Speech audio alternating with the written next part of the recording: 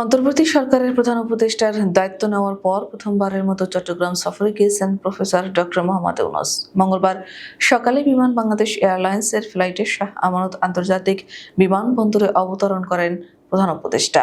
শুরুতেই তিনি দেশের প্রধান সমুদ্র বন্দরের অপারেশনাল কার্যক্রম পরিদর্শন করেন এবং নিউ মোরিং কন্টেইনার টার্মিনালের ৫ নম্বর ইয়ার্ডে বন্দরের ঊর্ধ্বতন কর্মকর্তাদের দিক নির্দেশনা দেন।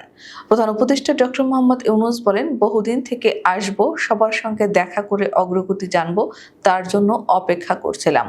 চট্টগ্রাম বন্দর আমার কাছে অপরিচিত জায়গা না, এখানে বড় হয়েছে। বরাবরই এত দুঃখ, এটার পরিবর্তন এত স্রোত কেন? এটা আজকের প্রশ্ন নয়। চট্টগ্রামবাসী হিসেবে চলার পথে দেখেছি ট্রেন মিস করে ফেলেছি, মাঝে মধ্যে লেখালেখি করেছি এটা নিয়ে।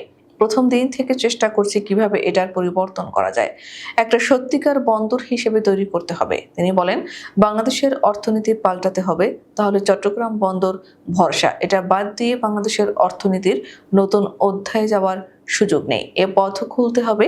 চট্টগ্রাম বন্দর বাংলাদেশের অর্থনীতির হৃৎপিণ্ড।